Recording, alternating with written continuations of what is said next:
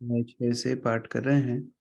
हमने कल देखा था किस प्रकार ब्रह्मा जी अपने वाक्यों को विराम देने के साथ बोल रहे हैं कि कैसे भगवान को समझना उनके लिए संभव नहीं है, भगवान की कीर्ति बखान करना उनके लिए संभव नहीं है, लेकिन वो भगवान की शरण लेते हैं, आश्रय में अपने अस्तित्व को बनाए रखते हैं। भगवान शिव, नारद इत्यादि सब भगवान की शरण में अपने कार्य करते हैं और उसी श्रृंखला में हम लोग आगे पढ़ेंगे। श्लोक संख्या 39। स एषाद्य पुरुषा कल्पे कल्पे सृजति यजा आत्मात्मने आत्मात्मानं सा संयच्छति पति च। अनीता माता जी पढ़िए। हरे कृष्ण प्रभु जी, दंडवत प्रणाम। वे परम आदि भगवान श्री कृष्ण प्रथम अवतार महाविष्णु के रूप में अपना विस्तार करके इस व्यक्त जगत की सृष्टि करते हैं, किंतु वे अजन्मा रहते हैं। फिर भी सृजन उन्हीं में होता है और भौतिक पदार्थ तथा अभिव्यक्ति भी वे ही हैं। वे कुछ काल तक उनका पालन करते हैं और फिर उन्हें अपने में समाहित कर लेते हैं। हरे कृष्ण। तो जो आदि भगवान श्री कृष्ण हैं वह स्वयं स्वयं प्रकृति के साथ लिप्त नहीं होते, वरन उनके पुरुष अवतार, हमने प्रथम स्कंद में पुरुष अवतार पढ़े थे। 3 प्रकार के पुरुष अवतार हैं जो महाविष्णु, करणोदक्षाय विष्णु भी कहलाते हैं, द्वितीय गर्भोदक्षाय विष्णु और तीसरे क्षीरोदक्षाय विष्णु।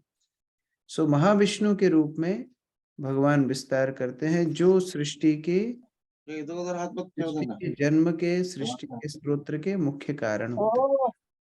तुमसे ज्यादा अच्छा होता। तो इस प्रकार से भगवान महाविष्णु के रूप में सृष्टि के मुख्य कारण हैं और उसका पालन करते हैं, उसका संहार भी करते हैं। सुजाता माता जी तात्पर्य पढ़िए। हरे कृष्णा प्रभु जी, दंडवत प्रणाम। तात्पर्य: यह सृष्टि श्री भगवान से अभिन्न है, फिर भी वे सृष्टि में नहीं है। श्रीमद् भगवद गीता 9.4 में इसकी व्याख्या इस प्रकार की गई है: मया तद्मिदं सर्वं जगत अव्यक्त मूर्तिना मतस्थानि सर्वभूतानि न चाहम तेषव वस्थितः। परम सत्य की निर्विशेष अवधारणा भी श्री भगवान का एक रूप है, जिसे अव्यक्त मूर्ति कहते हैं। मूर्ति का अर्थ है रूप, लेकिन चूंकि हमारी सीमित इंद्रियां उनके निर्विशेष रूप का वर्णन नहीं कर पाती, अतएव वे अव्यक्त मूर्ति हैं और इसी अव्यक्त रूप में समस्त सृष्टि स्थित है। अथवा दूसरे शब्दों में समस्त सृष्टि ही साक्षात श्री भगवान है और यह सृष्टि उनसे अभिन्न भी है, किंतु साथ ही आदि भगवान श्री कृष्ण के रूप में वे सृजित जगत से पृथक हैं। निर्विशेषवादी श्री भगवान के निर्विशेष रूप पर बल देते हैं और श्री भगवान के आदि व्यक्तित्व पर विश्वास नहीं करते, किंतु वैष्णव जन श्री भगवान के आदि स्वरूप को स्वीकार करते हैं, जिनका निर्विशेष रूप अनेक रूपों में से केवल एक रूप है। श्री भगवान की साकार तथा निर्विशेष अवधारणाएं साथ साथ पाई जाती हैं और श्रीमद् भगवद गीता तथा श्रीमद् भागवतम दोनों में तथा अन्य वैदिक शास्त्रों में इस तथ्य का स्पष्ट वर्णन हुआ है। यह विचार मानव बुद्धि के लिए अकल्पनीय है, अतएव इसे शास्त्रों के प्रमाण के आधार पर स्वीकार कर लेना चाहिए। इसकी व्यवहारिक अनुभूति तो भक्ति की प्रगति होने पर ही संभव है, किसी मानसिक चिंतन या शुष्क तर्क के आधार पर नहीं। निर्विशेषवादी अधिकतर शुष्क तर्क पर आश्रित रहते हैं, अतएव वे आदि भगवान श्री कृष्ण के विषय में सदैव अंधकार में रहते हैं। उनकी कृष्ण विषयक अवधारणा स्पष्ट नहीं हो पाती, यद्यपि यह सारे वैदिक शास्त्रों में स्पष्ट रूप से निर्दिष्ट की गई है। अल्प ज्ञान से श्री भगवान के आदि साकार रूप का अस्तित्व समझ में नहीं आ सकता, जब वे सभी वस्तुओं में अपना विस्तार करते हैं। यह अपूर्णता न्यूनाधिक इस भौतिक धारणा के कारण है कि जो वस्तु अपने अंशों में वितरित हो जाती है, वह अपने आदि मूल रूप में विद्यमान नहीं रह सकती। आदि भगवान आद्य गोविंद महाविष्णु अवतार के रूप में अपना विस्तार करते हैं और अपने ही द्वारा उत्पन्न किए गए कारण सागर में विश्राम करते हैं। ब्रह्म संहिता 5.47 में इसकी पुष्टि इस प्रकार की गई है: यह कारणार्णव जले भजति स्म योग निद्राम अनंत जगदंड सरोम कूपः आधार शक्तिम अवलंब्य पराम स्वमूर्तिम गोविंदम आदि पुरुषम तमहम भजामि। ब्रह्म संहिता में ब्रह्मा कहते हैं, मैं आदि भगवान गोविंद की पूजा करता हूँ, जो अपने पूर्णांश महाविष्णु के रूप में कारण सागर में शयन करते हैं और जिनके दिव्य शरीर के रोम कूपों से समस्त ब्रह्मांड उत्पन्न होते हैं और जो शाश्वत योग निद्रा ग्रहण किए रहते हैं। अतएव ये महाविष्णु इस सृष्टि के प्रथम अवतार है और उन्हीं से सारे ब्रह्मांड उत्पन्न होते हैं तथा एक एक करके सारी भौतिक अभिव्यक्तियां उत्पन्न होती हैं। कारण सागर की उत्पत्ति श्री भगवान द्वारा महत तत्व के रूप में की जाती है, जो आध्यात्मिक आकाश में बादल के रूप में होता है और उनकी विभिन्न अभिव्यक्तियों में से केवल एक भाग है। आध्यात्मिक आकाश उनकी व्यक्तिगत किरणों का विस्तार है और वे महत तत्व बादल भी हैं। वे लेटे रहते हैं और अपने श्वास से ब्रह्मांडों को उत्पन्न करते हैं और फिर गर्भोदकशाही विष्णु के रूप में प्रत्येक ब्रह्मांड में प्रवेश करके उसके पालन हेतु ब्रह्मा, शिव तथा अनेकानेक देवताओं की सृष्टि करते हैं तथा अंत में इन सबको अपने शरीर में समाहित कर लेते हैं, जैसे कि श्रीमद् भगवद गीता 9.7 में पुष्टि हुई है। सर्वभूतानि कौन्तेय प्रकृतिम यान्ति मामेकाम कल्पक्ष्ये पुनस्तानि कल्पादौ विसृजाम्यहम्। हे कुंती पुत्र, जब कल्प अर्थात ब्रह्मा की आयु समाप्त होती है तो सारी सृजित अभिव्यक्तियां मेरी प्रकृति अर्थात शक्ति में प्रवेश कर जाती हैं और जब मैं पुनः इच्छा करता हूँ तो पुनः वही सृष्टि मेरी आत्मशक्ति से प्रकट होती है। निष्कर्ष यह है कि ये सब श्री भगवान की अचिंत्य आत्मशक्तियों का प्रदर्शन मात्र है, जिसके विषय में किसी को भी पूरी जानकारी नहीं हो सकती। हम इस बात को पहले भी बता चुके हैं। हरे कृष्ण। तो भौतिक अवधारणा क्या है? मायावादी इसका एक उदाहरण देते हैं कि मान लीजिए आपके पास एक कागज है, आपने कागज के टुकड़े टुकड़े कर दिए, छोटे छोटे कागज के टुकड़ों में उसको बांट दिया, तो अब बड़ा कागज रहा नहीं, सब छोटे छोटे टुकड़ों में बट गया। इसी तरह मायावादी बोलते हैं ब्रह्म भी जब अपने आप को विस्तार किए प्रकृति के रूप में, तो ब्रह्म का बंटवारा हो गया, अब ब्रह्म रहे ही नहीं वास्तव में। अब ब्रह्म प्रकृति में बट चुके हैं, अब ब्रह्म का कोई अस्तित्व नहीं है। तो ये भौतिक उदाहरण आध्यात्मिक उदाहरण में नहीं लगेगा। भगवान के ऊपर दूसरा गणित लगता है। भौतिक गणित क्या होता है? 1 + 1 2, 1 - 1 0। आध्यात्मिक गणित है 1 + 1 1, 1 - 1 1। ओम पूर्णमदः पूर्णमिदं पूर्णात् पूर्णमुदच्यते पूर्णस्य पूर्णमादाय पूर्णमेवावशिष्यते। ईशोपनिषद ने बताया है, पूर्ण में से पूर्ण निकालोगे पूर्ण बचेगा, पूर्ण में पूर्ण जोड़ दोगे पूर्ण बचेगा। ये भगवान है। तो यद्यपि अनेक अनेक सृष्टि उनके रोम छिद्र से निकलती रहती हैं, फिर भी भगवान एक समान रहते हैं, उनका अस्तित्व खत्म नहीं होता। विशुद्धम केवलम ज्ञानम प्रत्यक्ष सम्यक अवस्थितम सत्यम पूर्णम अनादिमंतम निर्गुणम नित्यम अद्वयम ऋषे विदन्ति मुनया प्रशान्तामेन्द्रियाश्रया यदा तत् एव सत्तर्कैस्तिरोधीयेत विप्लुतम। अजय प्रभु पढ़िए। हरे कृष्ण प्रभु, धन्यवाद प्रणाम। श्री भगवान पवित्र है और भौतिक प्रभाव के समस्त कल्मश से रहित है। वे परम सत्य है और पूर्ण ज्ञान के मूर्तिमंत रूप है। वे सर्वव्यापी, अनादि, अनंत तथा अद्वय है। हे नारद, हे महर्षि, बड़े बड़े मुनि उन्हें तभी जान सकते हैं जब वे समस्त भौतिक लालसाओं से मुक्त हो जाते हैं और अविचलित इंद्रियों की शरण ग्रहण कर लेते हैं।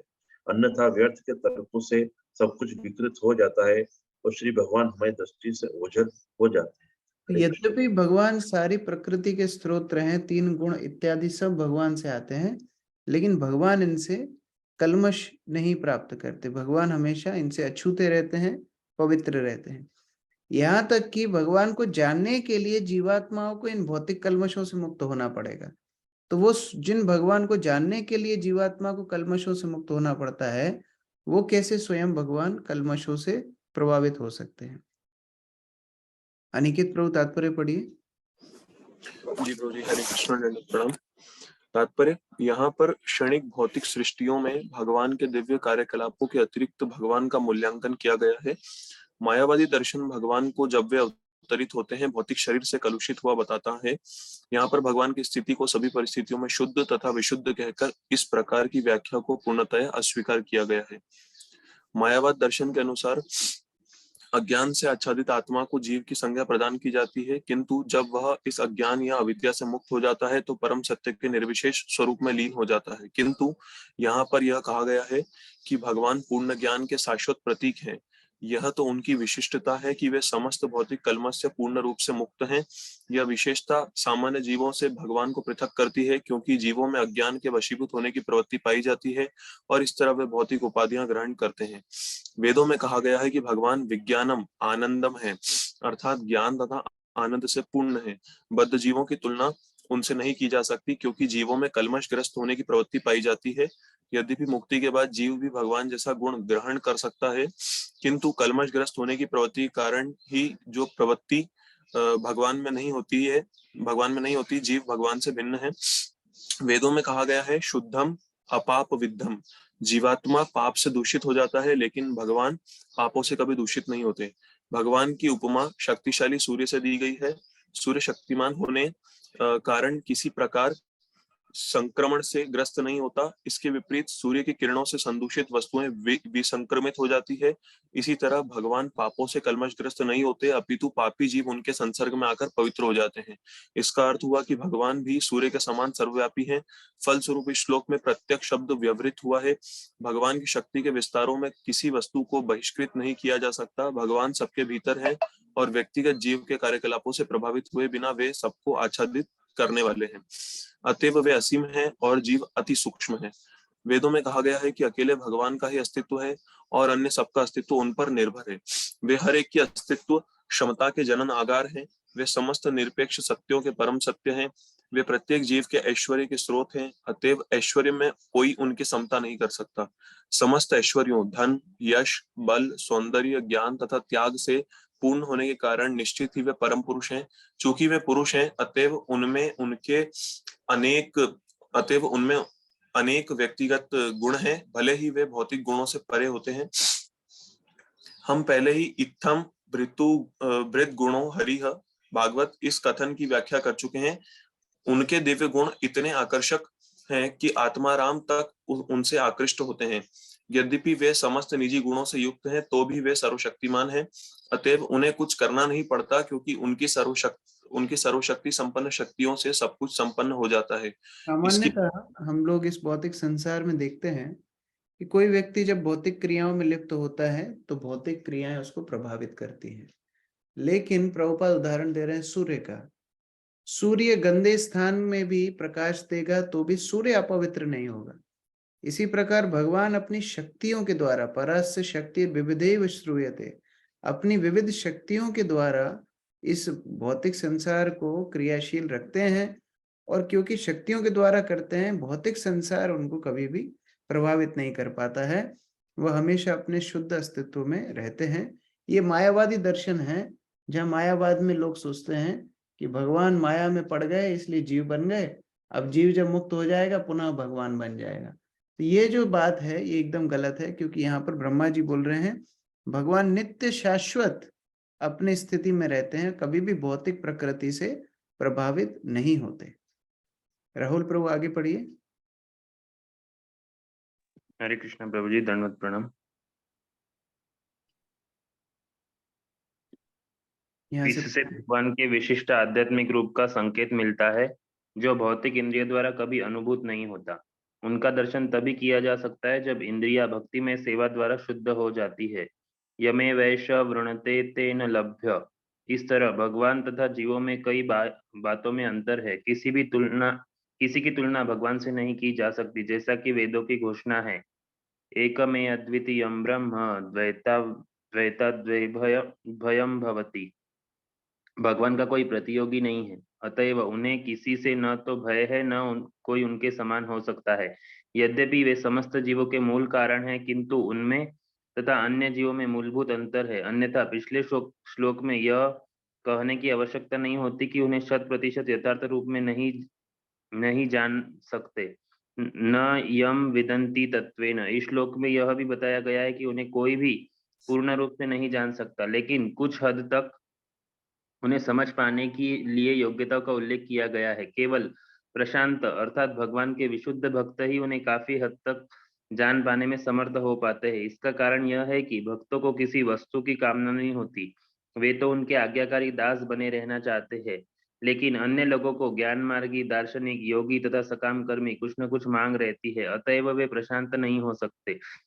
सकाम कर्मी अपने कर्म का पुरस्कार चाहते हैं, योगी जीवन की सिद्धि चाहते हैं और ज्ञान मार्गी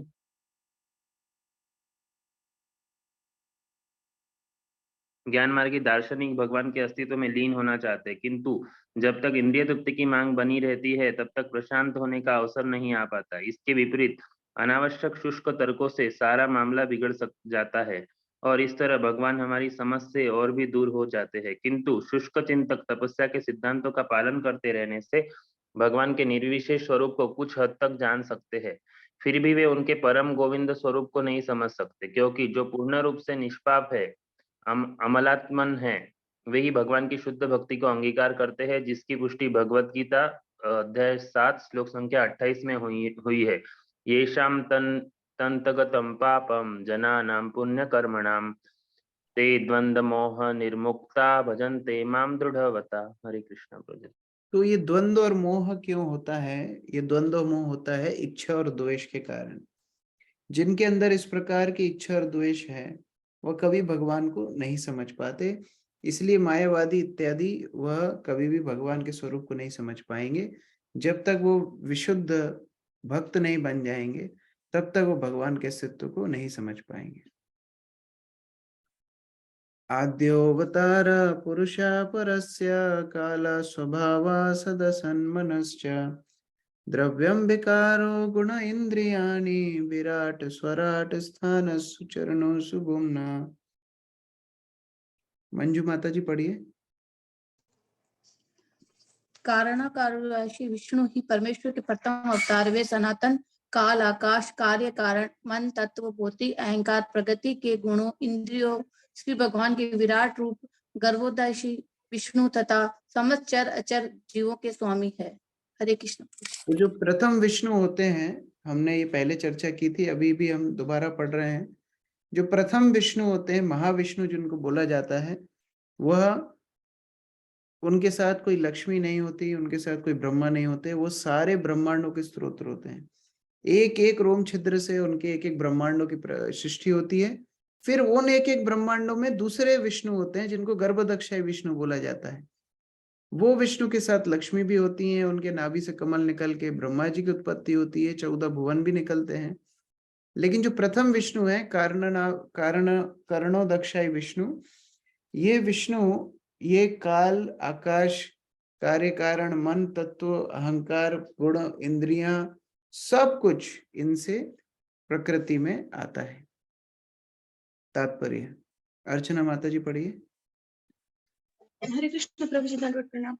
इसके पूर्व हम कई बार बता चुके हैं कि यह भौतिक सृष्टि स्थायी नहीं है। यह भौतिक सृष्टि सर्वशक्तिमान ईश्वर की भौतिक शक्ति का अस्थायी प्रदर्शन मात्र है। यह भौतिक प्राकट्य उन बद्ध जीवों को सुअवसर प्रदान करने के लिए आवश्यक है जो दिव्य प्रेमा भक्ति द्वारा श्री भगवान के साथ संबंध बनाने के इच्छुक नहीं होते। ऐसे अनिच्छुक बद्ध जीवों को दिव्य अस्तित्व के मुक्त जीवन में प्रविष्ट नहीं होने दिया जाता, क्योंकि वे हृदय से श्री भगवान की सेवा नहीं करना चाहते। बजाय इसके वे नकली ईश्वर के रूप में स्वयं भोग करना चाहते हैं। सारे जीव वैधानिक रूप से श्री भगवान के सनातन सेवक हैं, किंतु उनमें से कुछ अपनी स्वतंत्रता का दुरुपयोग करने के कारण सेवा करना नहीं चाहते। अतएव उन्हें भौतिक प्रकृति अर्थात माया या भ्रम का भोग करने दिया जाता है। यह भ्रम कहलाता है, क्योंकि माया के चंगुल में फंसे जीव वास्तविक भोक्ता नहीं होते। यद्यपि माया द्वारा मोहग्रस्त होने के कारण वे अपने आप को ही भोक्ता समझते हैं। ऐसे मोहग्रस्त जीवों को रह रहकर अवसर प्रदान किया जाता है कि वे भौतिक प्रकृति के मिथ्या स्वामी बनने की अपनी विकृत प्रवृत्ति को सुधार लें। उन्हें भगवान श्री कृष्ण के साथ उनके शाश्वत संबंध के विषय में वेदों की शिक्षा दी जाती है। वेदैश्च सर्वैरहमेव वेद्यः। अतएव इस अस्थायी भौतिक सृष्टि की अभिव्यक्ति श्री भगवान की बहिरंगी भौतिक शक्ति का प्रदर्शन है, और संपूर्ण खेल की व्यवस्था करने के लिए श्री भगवान कर्णोदक्षाई विष्णु के रूप में उसी प्रकार अवतरित होते हैं जिस प्रकार सरकारी कार्यों की अस्थायी देखरेख के लिए एक दंडाधिकारी की नियुक्ति सरकार द्वारा की जाती है। ये कर्णोदक्षाई विष्णु अपनी भौतिक शक्ति के ऊपर दृष्टिपात करके एक भौतिक सृष्टि करते हैं। श्रीमद् भागवतम के प्रथम स्कंद में जगृहे पौरुषम रूपम श्लोक की व्याख्या हम कुछ सीमा तक कर पहले ही दे चुके हैं। भौतिक सृष्टि की माया के खेल की अवधि कल्प कहलाती है, और हम एक कल्प के पश्चात दूसरे कल्प में सृष्टि की चर्चा पहले ही कर चुके हैं। उनके अवतार तथा शक्तिमय कार्यकलापों से सृष्टि के संपूर्ण अवयव प्रकट होते हैं। ये अवयव हैं काल आकाश कारण फल, मन, स्थूल तथा सूक्ष्म तत्व तथा उनके साथ अंतः क्रिया करने वाले गुण, सतो, रजो तथा तमो, फिर इंद्रियां तथा उनका आगार स्रोत, विराट विश्व रूप जो गर्भोदकशाही विष्णु के रूप में द्वितीय अवतार है, तथा समस्त सचराचर जीव जो द्वितीय अवतार से उत्पन्न होते हैं, ये सारे प्रकट हो जाते हैं। अंततोगत्वा ये सारे सृष्टिकारी तत्व तथा सृष्टि स्वयं श्री भगवान की शक्ति की अभिव्यक्तियां ही हैं। उनके नियंत्रण से स्वतंत्र कुछ भी नहीं है। भौतिक सृष्टि में यह पहला अवतार कारणार्णवशाही विष्णु के रूप में है, जो आदि भगवान श्री कृष्ण के पूर्णांश हैं, जिनका वर्णन ब्रह्म संहिता में इस प्रकार हुआ है। यस्यैकनिश्वसित काल मथावलंब्य जीवन्ति लोम विलजा जगदण्डनाथः विष्णुर्महान् स इह यस्य कला विशेषो गोविंदमादि पुरुषम तमहम भजामि। सारे अनंत ब्रह्मांड महाविष्णु या कारणार्णवशाही विष्णु के श्वास की अवधि तक ही रहते हैं। ये आदि भगवान श्री कृष्ण या गोविंद के केवल पूर्णांश हैं। हरे कृष्ण। इस प्रकार जो जीवात्मा इस प्रकार इच्छा और द्वेष रखती है कि वह स्वतंत्र नियंता और भोक्ता बनना चाहती है, भगवान के धाम में नहीं रह पाती, क्योंकि भगवान आध्यात्मिक संसार के केंद्र हैं। वहां पर सारी मुक्त आत्माएं हमेशा भगवान को सेवा करती रहती हैं। तो अगर कोई जीवात्मा वहां ये सोचेगी कि अरे सब भगवान को क्यों सेवा कर रहे हैं, मुझे भी तो आनंद चाहिए, मुझे भी तो भोक्ता बनना है, तो वहां नहीं रह सकती। तो उसके लिए फिर दूसरा व्यवस्था की गई है, भौतिक संसार। तो ये भौतिक संसार में अनेक ब्रह्मांड हैं जो भगवान ने व्यवस्था की है जीवात्माओं के लिए, और 8.4 मिलियन 84 लाख योनियां हैं। जैसे कोई दुकान हो, कितना वैरायटी आदमी रखेगा, लेकिन भगवान ने 84 लाख वैरायटी रखी है।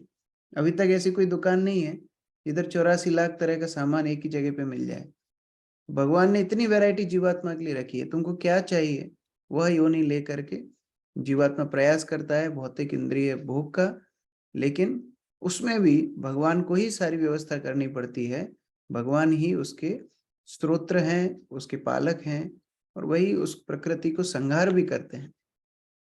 एक कल्प मतलब 1000 चतुर्युग। 1000 बार जब 4 युगों की क्रम निकलता है तो प्रकृति का एक कल्प पूरा होता है, जो ब्रह्मा का एक दिन भी होता है।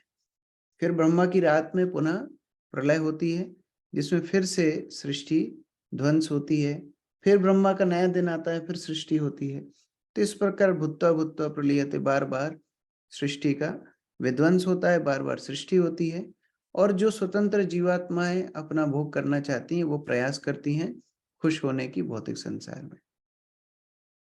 अहम भावो यज्ञ में प्रजेशा दक्षादयो ये भवदादयश्च सर्वलोकपाला खगलोकपाला नृलोकपालस्तललोकपाला गंधर्व विद्याधर चारणेश ये यक्ष रक्षरोग्रगनागनाथ यावा ऋषीणां ऋषभा पितॄणां दैत्येन्द्र सिद्धेश्वर दानवेन्द्रः अन्ये च या प्रेत पिशाच भूता कुष्मांड यादो मृग पक्षी अधीशा यत्किंच लोके भगवन् महस्वद ओजा सहस्वद बलवत् क्षमावत् श्रीर्विभूति आत्मवत भूतराणां तत्त्वं परम रूप वदस्वरूपम्। मुकुल प्रभु पढ़िए। हरे कृष्ण प्रभु, दंडवत प्रणाम। मैं स्वयं ब्रह्मा, शिवजी, भगवान विष्णु, दक्ष आदि प्रजापति, तुम नारद तथा कुमारगण, इंद्र, चंद्र जैसे देवता, भूलोक के नायक, भूलोक के नायक, अधोलोक के नायक, गंधर्व लोक के नायक, विद्याधर लोक के नायक, चरण लोक के नायक, यक्षों, राक्षसों तथा उर्गों के नेता, ऋषि, बड़े बड़े दैत्य, बड़े बड़े नास्तिक, अंतरिक्ष पुरुष तथा मृतक, प्रेत, शैतान, जिन्न, कुष्मांड, बड़े बड़े जलचर, बड़े बड़े पशु तथा पक्षी आदि या अन्य शब्दों में ऐसी कोई भी वस्तु जो बल, ऐश्वर्य, मानसिक तथा इंद्रिय, कौशल, शक्ति, क्षमा, सौंदर्य, विनम्रता, ऐश्वर्य तथा प्रजन से युक्त हो, चाहे रूपवान या रूपहीन, वे सब भले ही विशिष्ट सत्य या भगवान के रूप प्रतीत हो, लेकिन वास्तव में वे वैसे है नहीं। वे सभी भगवान की दिव्य शक्ति के अंश मात्र हैं।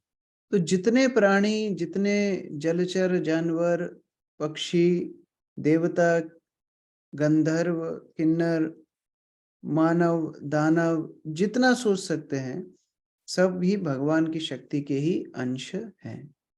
बसंत प्रभु तात्पर्य पढ़िए। हरे कृष्ण प्रभु जी, धन्यवाद प्रणाम। तात्पर्य, ऊपर की सूची में जिनके नाम है उनमें ब्रह्मांड के प्रथम प्राणी ब्रह्मा जी से लेकर शिव जी, विष्णु, नारद तथा अन्य शक्तिशाली देवता, मनुष्य, अति मानव, मुनि, ऋषि तथा अद्वितीय शक्ति एवं ऐश्वर्य वाले निम्न प्राणी जिसमें भूत, शैतान, प्रेत, जिन, जलचर, पक्षी तथा पशु सम्मिलित हैं, ये सब परमेश्वर प्रतीत होते हैं, किंतु वास्तव में इनमें से एक भी परमेश्वर नहीं है। इनमें से हर एक में परमेश्वर की महान शक्ति का एक अंश ही रहता है। अल्पज्ञ मनुष्य भौतिक घटनाओं के आश्चर्यजनक कार्यों को देखकर उसी तरह विस्मित रह जाते हैं जिस प्रकार आदिवासी ब्रजपात, विशाल वट वृक्ष या जंगल में उत्तुंग पर्वत देखकर विस्मित होते हैं। ऐसे अविकसित मानवों के लिए भगवान की शक्ति का रंच मात्र प्रदर्शन भी मोहने वाला है। इससे भी आगे सब मनुष्य देवी देवताओं की शक्ति से मोहित होते हैं। अतएव जो लोग भगवान के विषय में कोई वास्तविक सूचना के बिना भगवान के सृष्टि की किसी भी वस्तु की शक्ति से चकित होते हैं, वे शाक्त या महान शक्तियों के पूजक कहलाते हैं। आधुनिक विज्ञानी भी प्राकृतिक घटनाओं की आश्चर्यजनक क्रियाओं प्रतिक्रियाओं से मोहित हो जाते हैं, अतः वे भी शाक्त हैं।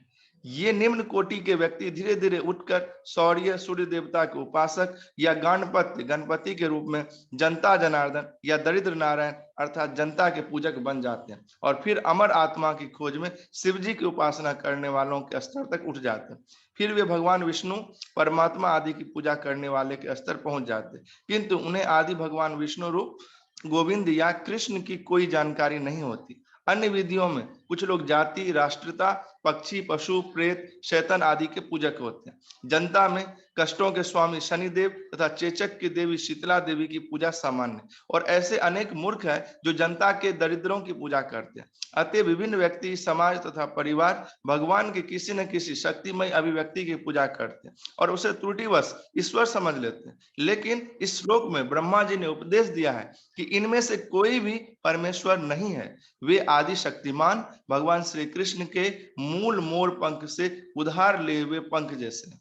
जैसे श्रीमद् भगवत गीता में भगवान श्री कृष्ण केवल अपनी पूजा करने का उपदेश देते हैं, तो यह समझना चाहिए कि भगवान श्री कृष्ण की पूजा में उपर्युक्त सब या सभी की पूजा सम्मिलित है, क्योंकि भगवान श्री कृष्ण में सभी सम्मिलित है।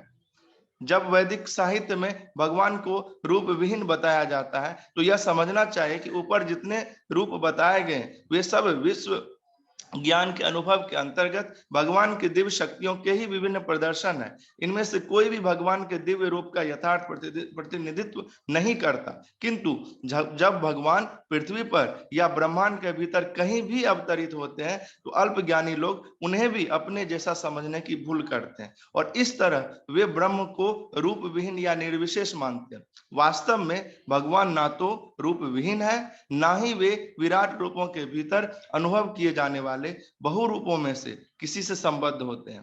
मनुष्य को चाहिए कि ब्रह्मा जी के उपदेश का पालन करते हुए भगवान विषयक सत्य को जानने का प्रयास करे। हरे कृष्ण। तो ये बहुत ही महत्वपूर्ण बात ब्रह्मा जी ने बताई है यहाँ पर कि कैसे हर जीव भगवान की शक्ति का ही अंश है।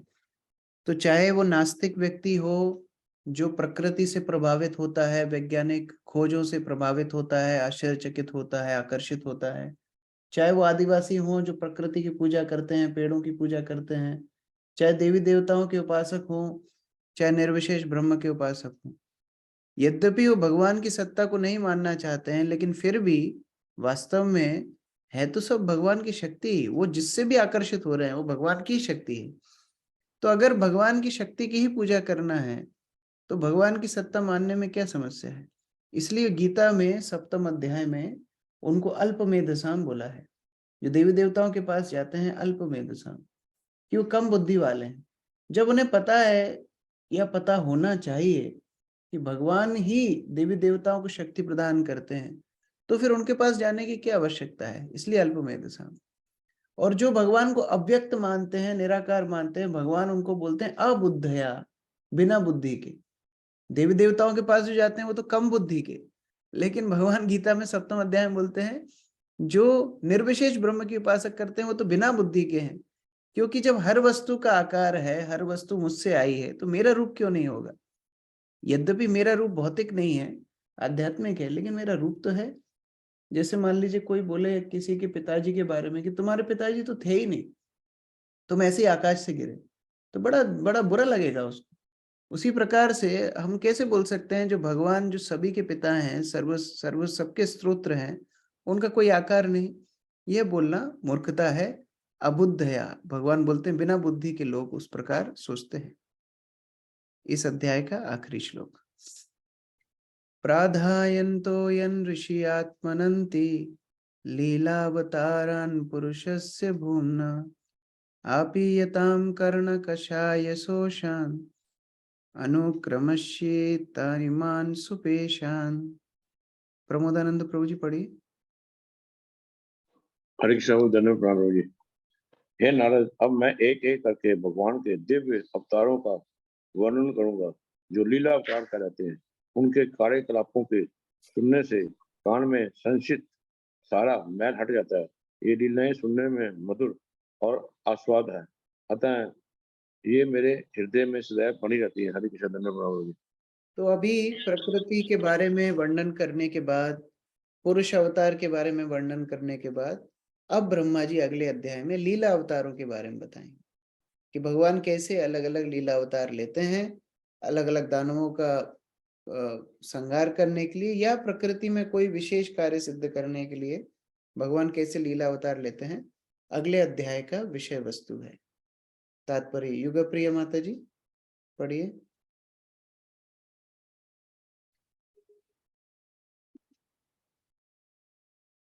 ओके, रेखा माता जी आप पढ़िए। रेखा माता जी अनम्यूट हरे कीजिए, कृष्णा, हरे कृष्ण। पढ़िए। जैसा कि श्रीमद् भागवत प्रारंभ में कहा गया था कि मनुष्य श्रवण करके तब तक पूर्ण संतुष्ट नहीं हो पाता जब तक उसे भगवान के दिव्य कार्यकलापों के विषय में श्रवण करने का अवसर प्राप्त न हो। अतः इस श्लोक में ब्रह्मा जी भी भगवान की दिव्य लीलाओं के बताने की महत्ता पर बल देना चाहते हैं कि किस प्रकार भगवान इस भौतिक लोक पर आते हैं और स्वयं को प्रकट करते हैं। प्रत्येक जीव में सुहावने समाचार सुनने की प्रवृत्ति होती है। अतः हम में से प्रत्येक व्यक्ति को रेडियो स्टेशनों द्वारा प्रसारित समाचार तथा वार्ताएं सुननी अच्छी लगती है, लेकिन कठिनाई यह है कि इन सारे समाचारों को सुनकर कोई भी व्यक्ति हृदय में तुष्टि का अनुभव नहीं करता। इस असंतुष्टि का कारण यह है कि हमारे अंतरतम के साथ इन संवादों का कोई मेल नहीं हो पाता। इस दिव्य ग्रंथ का सृजन श्रील व्यासदेव ने भगवान के कार्यकलापों को सुनाकर सामान्य लोगों को अधिकाधिक संतुष्टि प्रदान करने के उद्देश्य से किया, क्योंकि नारद मुनि ने उन्हें आदेश दिया, इसके लिए आदेश दिया था। भगवान के ऐसे कार्यकलाप मुख्यतः दो प्रकार के हैं। पहला भौतिक सृजनात्मक शक्ति की संसारी अभिव्यक्ति से संबंधित है और दूसरा देश काल के अनुसार विभिन्न अवतारी रूपों में उनकी लीलाओं से संबंध है। भगवान के असंख्य अवतार हैं। जिस तरह नदी में निरंतर तरंगे आती जाती रहती हैं, अल्पज्ञानी व्यक्ति भौतिक जगत में भगवान की सृजनात्मक शक्तियों में अधिक रुचि लेते हैं और भगवान से संबंध विच्छेद रहने के कारण वे वैज्ञानिक शोध के नाम पर सृष्टि संबंधी अनेक सिद्धांत प्रस्तुत करते हैं। किंतु भगवान के भक्त यह भली भांति जानते हैं कि किस तरह भगवान की भौतिक शक्तियों के घात प्रतिघात से सृजनात्मक शक्तियां कार्य करती हैं। अतः जब भगवान इस भौतिक जगत पर स्वयं अवतरित होते हैं तो वे भगवान के दिव्य कार्यकलापों में अधिक रुचि लेते हैं। श्रीमद् भागवत भगवान के ऐसे कार्यकलापों का इतिहास है और जो लोग श्रीमद् भागवत को सुनने में रुचि लेते हैं उनके हृदयों पर संचित संसारी धूल साफ हो जाती है। बाजार में हजारों रद्दी किताबें हैं, किंतु जो व्यक्ति श्रीमद् भागवत में रुचि उत्पन्न कर लेता है वह ऐसे गंदे साहित्य में रुचि खो देता है। इस प्रकार श्री ब्रह्मा जी भगवान के प्रमुख अवतारों का वर्णन करने का प्रयास कर रहे हैं, जिसे नारद उन्हें दिव्य अमृत की भांति पी सके। हरे कृष्ण। इस प्रकार सुनने का साफल्यता है, श्रवण की साफल्यता है भगवान की लीलाओं के विषय में सुनना। तभी ब्रह्मा जी ने नारद को बड़ा सृष्टि के बारे में बता दिया, भगवान की शक्तियों के बारे में, तत्वों के बारे में। ब्रह्मा जी भी देख रहे थे, बेचारे नारद इतनी देर से इतना जटिल तत्व सुन रहे हैं। तब ब्रह्मा जी भगवान की लीलाओं के बारे में, लीला अवतारों के बारे में आगे बताएंगे। तो अगला अध्याय, 7वां अध्याय हम लोग कल से पाठ शुरू करेंगे। भगवान के लीला अवतारों का वर्णन ब्रह्मा जी करेंगे संक्षेप में, बिल्कुल एकदम एक एक दो श्लोक में एक एक लीला अवतार को बताएंगे, और आगे हम उन्हीं लीला अवतारों को विस्तार से तीसरे स्कंद से पढ़ेंगे। हरे कृष्ण। ग्रंथराज श्रीमद् भागवतम की जय। श्रील प्रभुपाद की जय। किसी का कोई प्रश्न है? यस, सुजाता माता जी। हरे कृष्णा प्रभु जी, दंडवत प्रणाम। जैसे प्रभु जी आज आप बता रहे थे 84 लाख योनियों के बारे में, तो एक प्रश्न उत्पन्न हुआ मेरा कि जैसे हम जानते हैं कि जीवात्मा भगवान का सच्चिदानंद पार्ट एंड पार्सल है, तो स्वर्ग के देवताओं जैसे रॉयल या ऑप्युलेंट इंद्रिय तृप्ति की इच्छा करना तो समझ में आता है, लेकिन शूकर योनि में मल खाने जैसी निकृष्ट इंद्रिय तृप्ति की इच्छा कैसे प्रकट हो सकती है प्रभु जी? इतना निकृष्ट कैसे हो गिर जाता है? ये 3 गुणों के प्रभाव से होता है। जो तमोगुण में होते हैं उनको निकृष्ट प्रकृति में रहने की इच्छा होती है। जैसे कई लोग होते हैं, उन्हें गंदा खाना ही पसंद आता है। अभी हम बोले प्याज लहसुन छोड़ दीजिए, कई लोग नहीं छोड़ पाते हैं। क्यों नहीं छोड़ पाते हैं? तमोगुण का प्रभाव है। प्याज लहसुन में क्या स्वाद है? जिस सब्जी में आप डालेंगे वो सब्जी का स्वाद दबा करके केवल उसी का स्वाद आएगा, लेकिन लोग नहीं छोड़ पाते हैं, तमोगुण का प्रभाव है। तो इसी प्रकार से कई जीवात्माएं जो तमोगुण में रहती हैं, वो इस प्रकार अधो गति को इच्छा करती है। उसका एक और कारण है, तमोगुण में जिम्मेदारी नहीं लेनी पड़ती है। देवता बनेंगे तो फ्री में तो इंद्रिय तृप्ति नहीं मिलेगी, सेवा भी करनी पड़ेगी।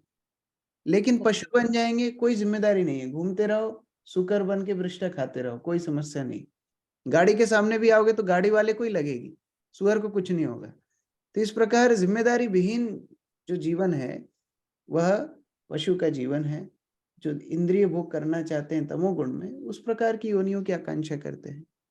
जी जी, लेकिन प्रभु जी वो ओरिजिनली तो फिर इतना प्योर है जीवात्मा, तो कैसे इतना पतन हो जाता है? यही प्रश्न लग रहा है मुझे। देखिए, अगर हम आध्यात्मिक संसार से तुलना करेंगे तो स्वर्ग भी कष्टमय है। जीवात्मा के लिए तो स्वर्ग भी कष्टप्रद जगह है। यही तो बद्अवस्था है कि जहां भगवान को भूल के जीवात्मा इतने कष्टों को ही सुख मान रहा है।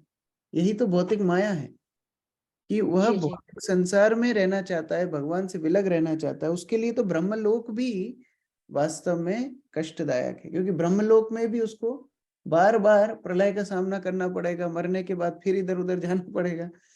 तो कहने का तात्पर्य है कि जीवात्मा जब अपने स्वभाव को भूल जाता है तो दूसरी चीजें अच्छी लगती हैं। जैसे मान लीजिए कोई व्यक्ति पागल हो गया है, तो पागल व्यक्ति क्या करता है, अलग अलग जगहों पर अलग अलग ढंग से बर्ताव करता है। कभी नाली से भी पानी पी लेता है। अब क्या जी नाली से पानी, अगर किसी भी घर में जाकर के वो पानी मांगेगा, कोई भी उसको पानी पिला देगा। लेकिन यही पागलपन है कि वो नाली से पानी पीना अपने आप को बहुत बड़ा मानता है। उसी प्रकार से जीवात्मा का पागलपन है कि अगर भगवान की सेवा करे तो आध्यात्मिक रूप से कितना खुश रह सकता है, लेकिन भगवान को भूल गया। यही पागलपन है। अभी नाली से पानी पी रहा है, उसको ये भौतिक संसार के स्वर्ग नरक इत्यादि अच्छे लग रहे हैं। यही माया है। जी जी जी, प्रभु जी थैंक यू। हरे कृष्ण। हरे कृष्ण। बसंत प्रभु। हरे कृष्णा प्रभु जी, दंडवत प्रणाम। प्रभु जी पहले जैसे भक्ति में नहीं थे तो बचपन से जितने मंदिर जितने सारे चीज था, कहीं से गुजरते थे सब जगह प्रणाम करते थे। अभी ये पता चला कि भगवान श्री कृष्ण को ही भगवान मानना है, तो उसके बाद से अभी जब निकलते हैं तो फिर आप लोग बताए कि जैसे उन सबसे कृष्ण भक्ति माननी है। तो जैसे शिव मंदिर आए तो उनसे भी प्रार्थना की हमें कृष्ण भक्ति मिले। पर प्रभु जी कुछ ऐसे हैं जो जैसे नए नए हैं, जैसे कि अब जैसे बगल में ही साईं बाबा का मंदिर है, फिर उसके आगे कुछ और मंदिर, तो वहां पे भी किस तरह से हमें हमें वहां समझ में नहीं आता है। हरे कृष्ण। देखिए, भगवान गीता में जब देवी देवताओं के उपासकों को अल्प बुद्धि बोले हैं, मायावादियों को, निर्विशेषवादियों को बिना बुद्धि के बोले हैं, साईं बाबा की तो उल्लेख ही नहीं की है, क्योंकि ये तो रेस से ही आउट है। इस तरह जो नए नए पूजा करने वाले केंद्र बन गए हैं, ये वास्तव में वैदिक पद्धति है ही नहीं। फिर भी सम्मान करने में तो कोई दोष नहीं है। वैष्णव तो चींटी को भी सम्मान करता है, तो जी सम्मान देने में वैष्णव को कोई हानि नहीं। लेकिन एक बात समझना चाहिए कि हमारे इष्ट, या इष्ट भी छोटा शब्द है, हमारे एक जो भगवान है, या हमें ये समझना चाहिए शास्त्र अनुरूप भगवान सभी के स्तोत्र हैं। तो जब भी जी आप किसी भी व्यक्ति को भी देखते हैं तो नमस्कार क्यों करते हैं? क्योंकि उसके हृदय में परमात्मा बैठे हुए। तो जी वैष्णव को जब रघुनाथ दास गोस्वामी इत्यादि वृंदावन में थे, तो सुअरों को, कुत्तों को भी प्रणाम करते थे, क्योंकि उनके हृदय में परमात्मा बैठे हुए हैं। तो फिर हमारा किसी के सामने झुकना, वो उसमें कोई हानि नहीं है। वैष्णव सबको सम्मान दे सकते हैं, लेकिन हमारा कंसेप्ट क्लियर होना चाहिए कि हम उनके हृदय में बैठे परमात्मा को प्रणाम कर रहे हैं, जो प्रणाम स्वीकार करने के लायक है। ये सृष्टि में कोई भी प्रणाम स्वीकार नहीं कर सकता है, किसी का इतना सामर्थ्य नहीं है, केवल भगवान ही प्रणाम स्वीकार कर सकते हैं। इसलिए जब भी हम किसी को प्रणाम करते हैं, ये चेतना हमारी क्लियर होना चाहिए। जी थैंक यू सो मच प्रभु जी।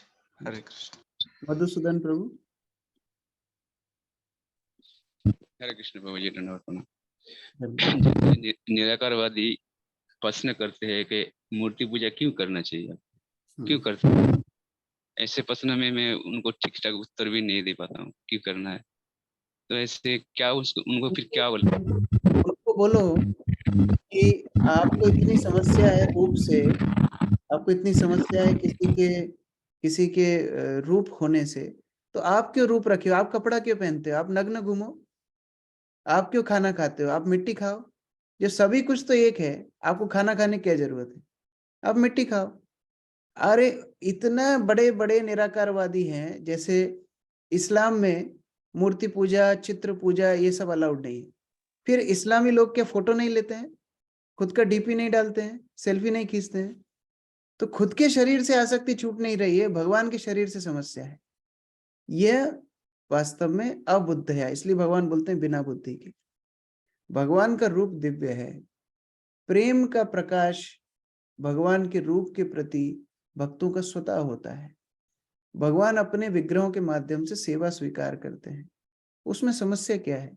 जैसे कोई प्रिय व्यक्ति अगर दूर देश में हो, तो उसका चित्र देख के हम सांत्वना प्राप्त करते हैं। उसी प्रकार से भगवान, यद्यपि हमारे सामने हम उनको नहीं देख पा रहे हैं, विग्रहों के माध्यम से उनको सेवा करते हैं। और जब वह सेवा परिकाष्ठा पे पहुंचती है, तो हम भगवान को स्वतः हर जगह भी देख सकते हैं, फिर उनकी सेवा हर स्थान में भी कर सकते हैं। लेकिन शुरुआत तो कहीं से करनी होगी। तो इस प्रकार मायावादियों के जो तर्क हैं, वो स्वयं इसको खंडित करते हैं। वो बोलते हैं हर कुछ माया है। तो इस तरह आपको फिर जहर खा लेना चाहिए, क्योंकि जहर भी तो तत्व है, ये भौतिक संसार का ही सामान है। तो आप क्यों जहर को बुरा मानते हो? जहर भी तो खाद्य पदार्थ है, तो आपको जहर खा लेना चाहिए। तो इस प्रकार जो उल्टे सिर पैर बिना हाथ की जो तर्क हैं, उनको ज्यादा समय व्यर्थ करने की आवश्यकता नहीं है। ये मायावादियों के जो तर्क हैं, वह कृष्ण के प्रति अपराध के कारण है।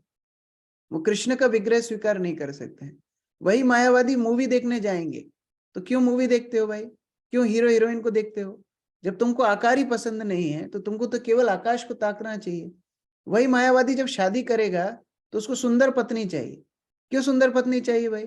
तुमको तो आकार से समस्या है ना, तुमको शादी करना ही नहीं चाहिए। तो इस प्रकार उनके सब तर्क जो है बिना तर्क के हैं।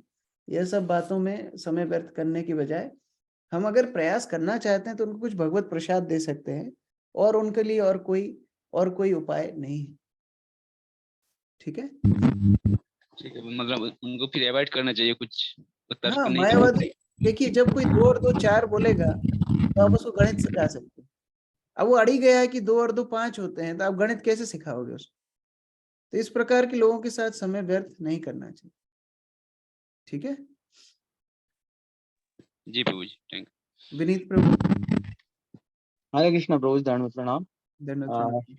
प्रभु जी, जैसे हम जब भी जैसे ईश्वर की चेतना से भी मतलब परिचय मात्र वो होता है हमारा, तो मतलब आनंद की इतनी अनुभूति होती है कि फिर कोई और वस्तु हमको आनंदित नहीं कर पाती, मतलब और कोई दूसरी चीज मतलब फिर ऐसी फीकी लगने लगती है जब उसका स्वाद हमको लगता है।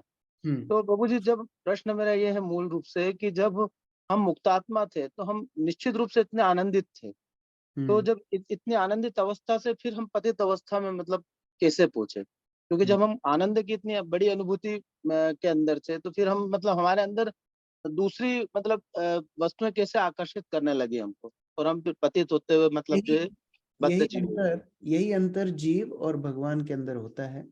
इसलिए भगवान का एक नाम है अच्युत।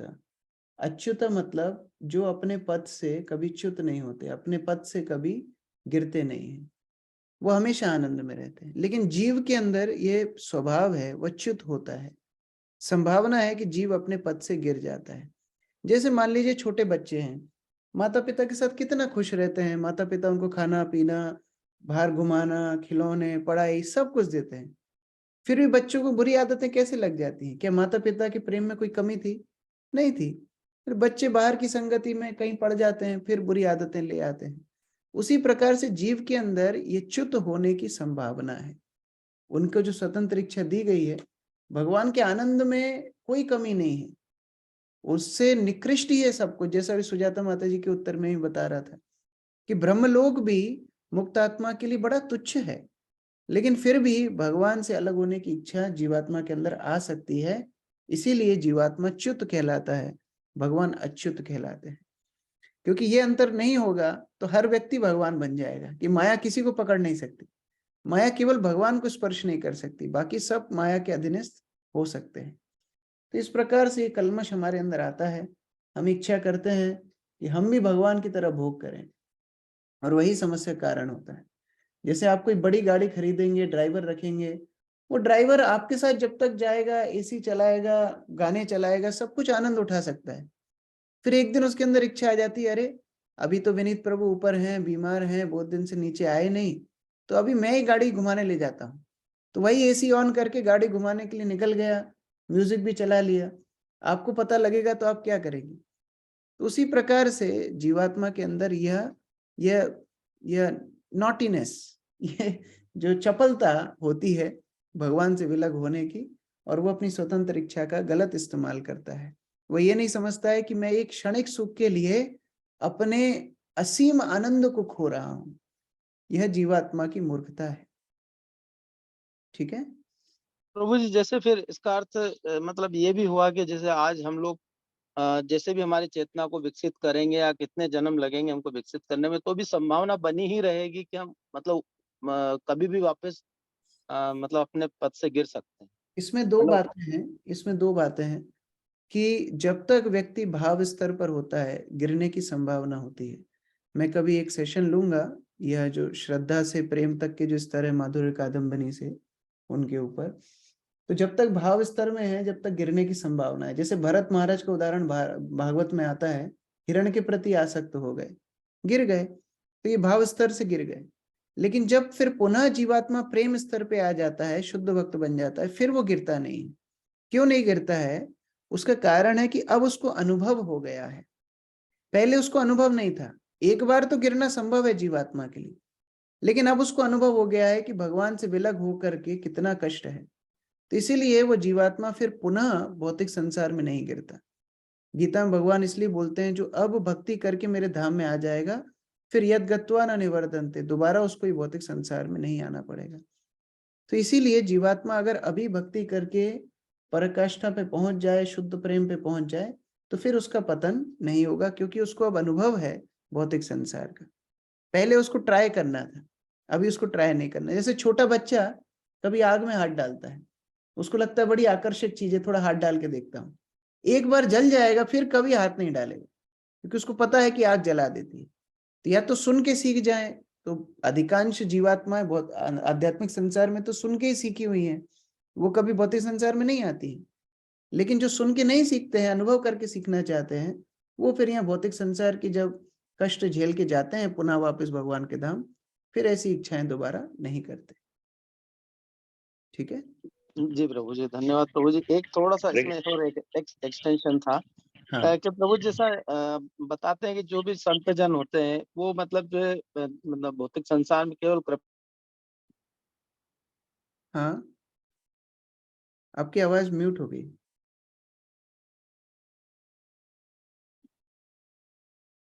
हरे कृष्णा। हरे कृष्णा। हरे कृष्णा प्रभु जी। हाँ, अब बोलिए। हाँ प्रभु जी, मैं ये पूछ रहा था कि जैसे संत जनों का जो भी उदाहरण देते हैं कि वो उनके मतलब कोई कर्म बंधन से मतलब नहीं आते हैं, वो केवल मतलब जो है मतलब पतितों का उद्धार करने के लिए ही आते हैं। इसका ये थोड़ा सा समझना था प्रभु जी। देखिए, 3 प्रकार के भक्त होते हैं। एक होते हैं साधन भक्त। साधन भक्त मतलब जो साधना के बल पर भक्ति कर रहे हैं। वो बद्ध जीव थे, ऐसा नहीं है कि वो पतितों का उद्धार करने के लिए आए, वो भी बद्ध जीव थे, लेकिन अभी वो साधना कर रहे हैं। उनके अंदर बहुत सारे दोष हो सकते हैं, उनके अंदर बहुत सारे कल्मश हो सकते हैं, तो वो साधना के बल पर अब धीरे धीरे धीरे धीरे भक्ति में आगे बढ़ रहे हैं। ये होते हैं साधन भक्त। अधिकांश भक्त साधन भक्त होते हैं। फिर दूसरी कैटेगरी है कृपा सिद्ध भक्त। कृपा सिद्ध भक्त कौन से होते हैं? जिनकी ना तो साधना थी, ना जिनका रुझान था भक्ति में, किसी आचार्य ने या भगवान ने उनके ऊपर कृपा कर दी, वो शुद्ध भक्त बन गए। ऐसे केस बहुत कम होते हैं। हम सोचे कि हम भी कृपा सिद्ध बन जाएंगे, बहुत कम केस ऐसे होते हैं कि जिनको कुछ नहीं करना पड़ता, भगवान या शुद्ध भक्त उन्हें शुद्ध भक्त के स्तर पर तुरंत पहुंचा देते हैं। कृपा सिद्ध। जैसे चैतन्य महाप्रभु की लीला में एक कुत्ता था, वह कुत्ता महाप्रभु ने आलिंगन किया, प्रेम मिल गया, बाद में भगवत धाम चला गया। ना उसने जप किया, ना भागवत प्रवेश पढ़ा, ना कुछ किया, सीधा भगवत धाम चला गया। कृपा सिद्ध। तो एक होते हैं साधन सिद्ध, अधिकांश भक्त साधन सिद्ध होते हैं, दूसरे कृपा सिद्ध, और तीसरे हैं नित्य सिद्ध। नित्य सिद्ध बहुत ही बिरले होते हैं। नित्य सिद्ध वो भक्त होते हैं जिनके विषय में बोला जाता है कि ये केवल जीवात्माओं का उद्धार करने के लिए आते हैं, इनका कोई कर्म बंधन नहीं होता। जैसे श्रील प्रभुपाद जैसे आचार्यगण, ये बहुत विरले उदाहरण है। हो सकता है कोई गुरुजन भी साधन सिद्ध हो, केवल नित्य सिद्ध आचार्य बहुत दुर्लभ होते हैं। जैसे षड गोस्वामी, जैसे नरोत्तम दास ठाकुर, श्रील भक्ति सिद्धांत सरस्वती, श्रील प्रभुपाद इत्यादि, ये नित्य सिद्ध भक्त होते हैं। इनका भौतिक संसार से कोई लेना देना नहीं, ये केवल आते हैं जीवात्माओं को उद्धार करने के लिए। तो अधिकांश भक्त जिनके साथ हम आदान प्रदान करते हैं वह साधन भक्त होते हैं। उनके अंदर अनर्थ भी हो सकते हैं, उनके अंदर त्रुटियां भी हो सकती हैं, क्योंकि वो अभी धीरे धीरे साधना के बल से सीख रहे हैं। लेकिन जो आचार्यगण होते हैं, वह आचार्यगण जिनके हम पूजा करते हैं, जिनको हम पालन करते हैं, वह आचार्यगण नित्य सिद्ध होते हैं। तो ये तीनों भक्तों का हमको अभ्यास होना चाहिए। ये तीनों प्रकार के भक्त समुदाय में हो सकते हैं। ठीक है जी प्रभु जी, धन्यवाद प्रभु जी। हरे कृष्ण। धन्यवाद, प्रणाम। धन्यवाद। मुकुल प्रभु। प्रभु जी, मेरे दोस्त ने एक क्वेश्चन पूछा था, तो शायद मैं दे नहीं पाया अच्छे से उत्तर। कि जैसे मतलब कुछ मटेरियलिस्टिक डिजायर के लिए मतलब हरिनाम का जप करना भी मतलब नाम अपराध में आता है। तो जैसे मतलब स्कंद पुराण में एक श्लोक आता है कि कलयुग में जो प्रतिदिन कृष्ण कृष्ण का उच्चारण करेगा उसे नित्य 10,000 यज्ञ तथा करोड़ों तीर्थों का फल प्राप्त होगा। एक्चुअली कई बार शास्त्रों में इस प्रकार के जो प्रलोभन दिए जाते हैं भगवान की भक्ति करने के, वो उन लोगों के लिए दिए जाते हैं जो भगवत नाम अन्यथा जप नहीं करेंगे। जैसे कई बार हम बच्चों को बोलते हैं आप जप करो, आपकी पढ़ाई अच्छी हो जाएगी।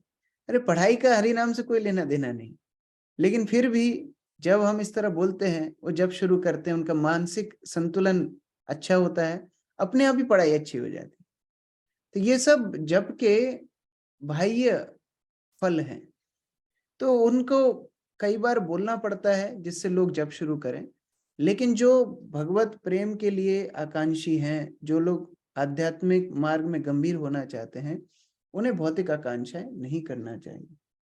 चैतन्य चरितामृत में बताया गया है कि जो ये सोचता है कि करोड़ अश्वमेध यज्ञ बराबर हरि नाम है, हजार हजार पहाड़ों के समान दान देने के बराबर हरि नाम है, वह भी चांडाल के समान है, पाषंडी के समान है, क्योंकि हरिनाम की तुलना करोड़ों करोड़ों अश्वमेध यज्ञ से भी नहीं की जा सकती।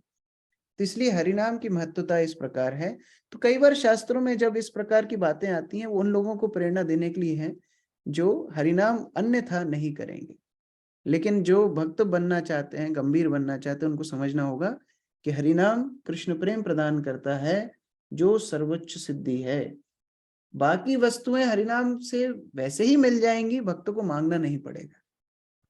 ठीक है, जी प्रभु, थैंक यू। हरे कृष्ण। अनु माता जी। हरे कृष्णा प्रभु जी, दंडवत प्रणाम। प्रभु जी, पहले मतलब ऐसा होता था, हम कहीं भी कुछ खा लेते थे तो इतना पता नहीं चलता था, बट आजकल ऐसा है कि सिर्फ प्रसाद ही ग्रहण करने का इच्छा होता है, और कभी हर किसी के हाथ का खाने का इच्छा नहीं होता है। ऐसा लगता है जैसे एनर्जी लूज हो रहा है। तो कई बार ऐसा होता है प्रभु जी कि जिद कर जाते हैं, कहीं हम जाते हैं रिश्तेदारों के या पड़ोसी कि नहीं खाना पड़ेगा, पानी तो पीना पड़ेगा। पर प्रभु जी अंदर से नहीं आता है कि मैं इनका पानी भी क्यों पीऊं, जबकि पहले ऐसा नहीं होता था। और कई बार जैसे देवी देवताओं के मंदिर भी ले जाते हैं तो वो प्रसाद देते हैं, कुछ चिरोनी वगैरह नहीं लेना पड़ेगा, बट वो अंदर से नहीं फील आता है प्रभु जी कि इसको खाएं। ऐसा लगता है कि इसलिए है कि आप जागृत हो रहे हैं। जैसे कोई बेहोश पड़ा हुआ है, बेहोश आदमी को आप 5 थप्पड़ मारिए, 10 थप्पड़ मारिए, 15 थप्पड़ मारिए, उसको कोई फर्क पड़ेगा? नहीं पड़ेगा। जो जागृत है उसको थोड़ा सा आप टच भी कर देंगे तो उसको पता पड़ेगा। उसी प्रकार से भगवत भक्ति के द्वारा जब जीवात्मा जागृत होता है, वह सब अनुभव कर पाता है। तो ये बात तो सही है, हमको अभक्तों के हाथ का नहीं खाना चाहिए, लेकिन हम लोग थोड़ा सा सेंसिटिवली इस सिचुएशन को डील कर सकते हैं। जैसे आप उनको ये बोल सकते हैं कि हमारा पेट भरा है। कोई जबरदस्ती करेगा तो उनको बोलना, देखो हमारी तबीयत खराब हो जाती है, हम इस तरह बाहर का खाते हैं। तो और कोई रिश्तेदार के घर में जाते हैं तो आप कुछ बना करके भोग लगा करके ले जा सकते हैं, उनके देने से पहले ही आप उनको खिला सकते हैं। इस तरह कई उपाय हैं जिसमें उनको बुरा भी नहीं लगेगा और हमारा काम भी हो जाएगा। इसलिए भक्त लोग थोड़ा प्रयास भी करते हैं कि ज्यादा इस तरह स्थान में ना जाना पड़े जहां पर हमको भगवान का प्रसाद ना मिले। और अगर कभी ऐसी परिस्थिति में पड़ भी जाएं तो हम दूसरे बहानों के माध्यम से उस सिचुएशन से बच सकते हैं। क्योंकि कई बार अगर हम कठोरता से उनको बोलेंगे तो उनका मन टूट सकता है, भक्ति से वो दूसरा, भक्ति के प्रति उनका दूसरा भाव, अन्य भाव आ सकता है। तो इसीलिए उन लोगों के साथ भी अच्छे से ही व्यवहार करना चाहिए, लेकिन अपनी भक्ति के लिए सचेत रहते हुए। ये बात सही है कि जैसा हम अन्न खाएंगे वैसे हमारी मानसिक स्थिति हो जाएगी। और विषय अन्न खाइले ना होए कृष्ण चिंतन। कृष्ण चिंतन विषय मन से, मलिन मन से कृष्ण का चिंतन नहीं होता है। तो इसीलिए सतर्क रहना बहुत अच्छी बात है, लेकिन थोड़ा सा इंटेलिजेंटली कि कैसे हम लोग उनको बुरा भी ना लगने दें और अपना काम भी हो जाए। ठीक है प्रभु जी। ठीक है, हरे कृष्ण। हरे कृष्ण। प्रमोदानंद प्रभु जी। हरे कृष्ण ब्रदर। प्रभु जी, हमारा कैसे पता चलेगा, हम लोगों को पता चलेगा हम लोगों को भक्ति में वृद्धि हो रही है, जब हम लोग ऊपर के स्तर तक जा रहे हैं, ये हमको कैसे पता चल सकता है? कैसे हमें पता पड़ेगा कि हमारी भक्ति में प्रगति हो रही है? 2 लक्षण हैं। एक तो विषय वस्तुओं के प्रति हमारा आकर्षण कम होने लगेगा। जब फिर हम नए नए विषय वस्तु देखेंगे जो हमको पहले बड़ा प्रलोभन देते थे, बड़ा लुभा लेते थे, ऐसे मानो कोई खींच के ले जा रहा है, अब उनके प्रति आकर्षण हमारा कम हो जाएगा। और दूसरा लक्षण है, भगवान के श्रवण और कीर्तन में हमारी रुचि बढ़ती चली जाएगी। जैसे ही हमको समय मिलेगा, हमको लगेगा, अरे मैं हरिनाम क्यों नहीं कर रहा हूँ, मैं श्रवण क्यों नहीं कर रहा हूँ, मैं भागवत क्यों नहीं पढ़ रहा हूँ। ये 2 वस्तुओं से, एक तो विरक्ति, भौतिक वस्तुओं के प्रति अपने आप आकर्षण कम होगा, और भगवान के श्रवण कीर्तन के प्रति हमारा आकर्षण स्वतः बढ़ता चला जाएगा। अगर ये 2 वस्तुएं हो रही हैं, इसका मतलब हमारी प्रगति हो रही है। लेकिन बाह्य रूप से हमारा वेशभूषा बदल गई, हमारी शिखा आ गई, हम तिलक लगा रहे हैं, हमारी दीक्षा हो गई, सब कुछ हो गई, लेकिन भौतिक आकर्षण नहीं जा रहा है, आध्यात्मिक आकर्षण आ नहीं रहा है। तो इसका मतलब क्या है? हमारी प्रगति नहीं हो रही है। प्रगति का मतलब है कि हमें और जप करने की इच्छा हो, और श्रवण करने की इच्छा हो, और भक्तों का संग करने की इच्छा हो, और जब भौतिक वस्तुएं हमारे सामने आए तो वो हमको आकृष्ट ना करें। तो इस प्रकार से हम अपनी भक्ति की प्रगति को टटोल सकते हैं। ठीक है, थैंक यू वेरी मच। हरे कृष्ण। मुकुल प्रभु।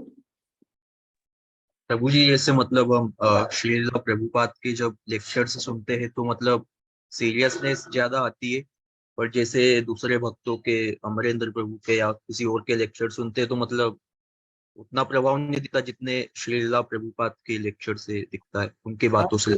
मान लो आप घर के स्विच बोर्ड में हाथ दोगे तो आपको करंट लगेगा, लेकिन अगर आप पावर हाउस में जाकर ही हाथ दे दोगे तो क्या होगा? घर के स्विच बोर्ड से करंट लगेगा तो थोड़ा झटका खा के फिर भी खड़े रहोगे। पावर हाउस में अगर हाथ दे दिया तो उधर जो इलेक्ट्रिक शॉक लगेगा आप बचोगे ही नहीं। तो प्रभुपाद है पावर हाउस। प्रभुपाद से जब श्रवण करेंगे तो ऐसा स्पिरिचुअल डोज मिलता है कि प्रभुपाद के भक्ति का स्तर और कोई भक्त का स्तर तो नहीं होता है।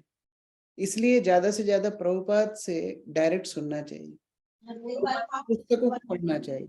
हम लोग अभी पढ़ रहे हैं, वह मुख्य बात क्या है? मुख्य बात है प्रभुपाद के तात्पर्यों को पढ़ना। उनमें जो शक्ति है और किसी में शक्ति नहीं है।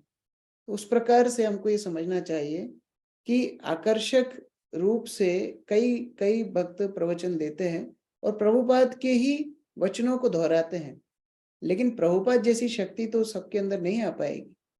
सामान्यतः सभी भक्त प्रभुपाद के जो वचनों को दोहरा रहे हैं सभी लोग विशेष हैं, वो लोग भी प्रचार कर रहे हैं, लेकिन प्रभुपाद की जो शक्ति है वो आचार्य शक्ति है।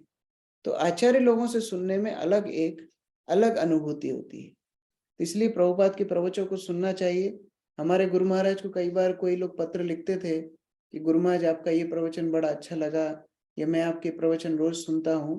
तो हमारे गुरु महाराज तुरंत उनको रिप्लाई करते थे और गुरु महाराज उनको पूछते थे कि तुम क्या प्रभुपाद के प्रवचन सुन रहे हो, क्या तुम प्रभुपाद की पुस्तकें पढ़ रहे हो? ये ज्यादा आवश्यक है, क्योंकि प्रभुपाद से सुनना, प्रभुपाद की पुस्तकें पढ़ना, उनमें जो शक्ति छिपी हुई है वह अन्य स्थान से नहीं मिलेगी। वह ऐसे आचार्य हैं जिनके वचनों से पूरे विश्व ने कृष्ण भावनामृत को स्वीकार किया है। उन्होंने कोई बड़ी बड़ी कथाएं नहीं करी, उन्होंने कोई चुटकुले नहीं सुनाए। यही भगवत ज्ञान, कैसे हम शरीर नहीं महात्मा है, सरल प्रवचन दे करके पूरे विश्व को कृष्ण भक्ति सिखा दी। कितनी शक्ति उनके प्रवचन में होगी। तो इस प्रकार आचार्य से श्रवण करने में हम लोग अपनी भक्ति की वृद्धि बड़ी आसानी से कर सकते हैं। ठीक है, हरे कृष्ण। हरे कृष्ण।